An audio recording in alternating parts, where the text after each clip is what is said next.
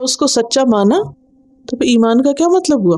یہ تو پھر ویدر نیوز سن کے بھی آپ یہ کہہ سکتے ہیں، وہ کئی دفعہ غلط بھی ہو جاتا ہے، چھوڑو پر ان کی باتیں، ایسے ہی چلو، اور جو ایسا کرتے ہیں وہ نقصان اٹھاتے ہیں۔ تو ہم میں سے ہر ایک کو اپنے طور پر سوچنا چاہیے کہ ہم ایک پیغمبر کی بات کو کیا ویلیو دیتے ہیں، کتنا سچا سمجھتے ہیں، کتنا اس پر یقین کرتے ہیں، کتنا ہمارا اس پر اعتماد ہے، اور کتنا اطمینان ہے کہ جو انہوں نے کہا ہے سچ کہا ہے۔ جب تک عمل نہ بدلے اس وقت تک ایمان صرف الفاظ کا نام ہے۔ اصل ایمان وہ ہے جو دل میں اترے اور عمل کو تبدیل کر دے۔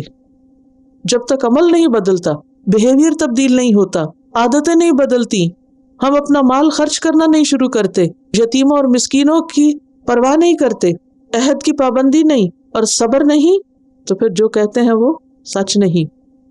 اولئک الذین صدقوا، وہی ہیں جنہوں نے خبر سنی اور اس کے مطابق اپنی ساری زندگی کو تبدیل کر لیا، اس خبر کی تصدیق کر دی۔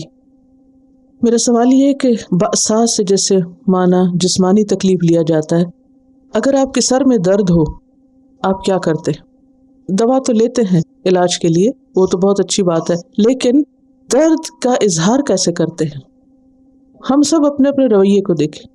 بخار ہو گیا، کوئی تکلیف ہو گئی، کوئی درد ہو گیا، بعض لوگ بیماری کی حالت میں خود تو پریشان ہوتے ہیں، سارے گھر کو الٹا کر دیتے ہیں، چیخنا چلانا، ہائے دہائی، اوروں کو بھی ساتھ پریشان کر دیتے ہیں۔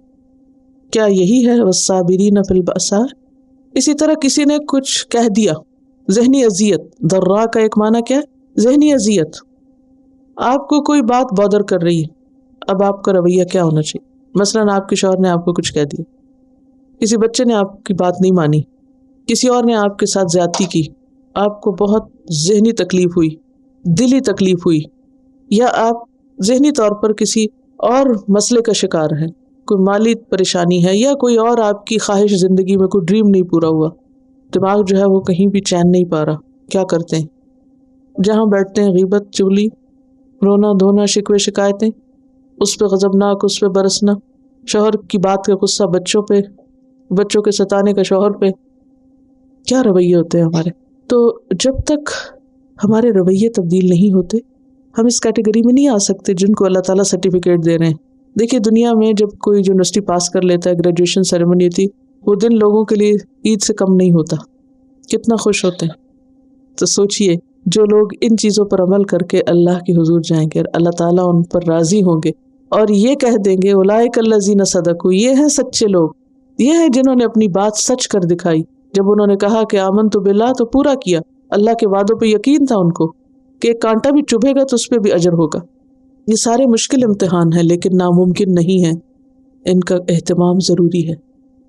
ایک اور میرا سوال ہے، مثلاً یہاں الکتاب کی بات ہے کہ کتاب پر ایمان رکھتے ہیں۔ عمومی طور پر ہم مسلمانوں کا کتاب کے ساتھ کیا رویہ ہے؟ جب کوئی فوت ہو جاتا ہے پھر سپارے بانٹ دیتے ہیں، جو آئے ان کو بھی بانٹ دیتے ہیں، جو گھر میں بیٹھے ان کو بھی فون پر بانٹ دیتے ہیں۔ تھوڑی دیر کے لیے سوچئے کہ مرنے والا مرنے کے بعد قبر میں ہے، اس کا امتحان ہو رہا ہے، اس کا ٹیسٹ ہے آگے، اور آپ کتاب ہدایت کو لوگوں میں تقسیم کر رہے ہیں کہ وہ پڑھ لیں۔ یہ بالکل ایسا ہی ہے جیسے آپ کے بچے کا امتحان ہو اور آپ اس کے سلیبس کی کتاب ٹکڑے ٹکڑے کر کے، اس کی جلد کھول کے، چیپٹر چیپٹر کر کے، جو آپ کے گھر میں وزٹرز آئے ہیں ان سب کو ایک ایک چیپٹر پکڑا دیں، آپ کا بچہ امتحان میں پاس ہو جائے گا۔ ذالک الکتاب لا ریب فیہ ھدی للمتقین، اور ہم نے اس کو مردوں کی کتاب بنا دی، جب کوئی فوت ہو جائے تو باقی لوگ اس کو پڑھ لیں۔ اس میں تو ہماری توجہ ہے، اور اس کا جو امتحان ہو رہا ہے اس کا کیا بنے گا؟ اس کو اپنی زندگی میں جو کیا وہ کام آئے گا، کیونکہ مرنے کے بعد باقی چیزیں پیچھے رہ جاتی ہیں، آپ کے عمل ساتھ اترتے ہیں قبر میں، اور پیچھے والوں کی دعا ہم پڑھتے نہیں اس کے لیے۔ اب اگر آپ بیٹھ کے یہ پڑھ رہے ہیں، اس سے مرنے والے کو کیا فائدہ ہوگا؟ یہ سارے کام تو زندگی میں کرنے کے ہیں، یہ مرنے کے بعد کوئی کر سکتا ہے؟ اس آیت پہ عمل کوئی مرنے کے بعد کر سکتا ہے؟ کچھ بھی نہیں کر سکتا۔ تو آپ پڑھیں بھی تو اس کو کیا فائدہ ہوگا؟ وہ تو آپ کو فائدہ ہوگا کہ آپ کا سبق دہرایا جا رہا ہے کہ ہاں یہ کرنے کا کام ہے، اور پھر بھی اگر ہم نہ کریں تو کہاں کھڑے ہوں گے؟ ليس البر أن تولوا وجوهكم قبل المشرق والمغرب ولكن إن البر من آمن بالله واليوم الآخر والملائكة والكتاب والنبيين وآتى المال على حبه ذوي القربى واليتامى والمساكين وابن السبيل والسائلين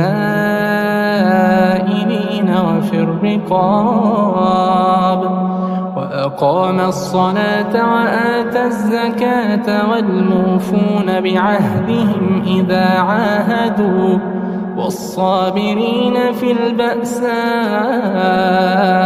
والضراء وحين البأس أولئك الذين صدقوا وأولئك هم المتقون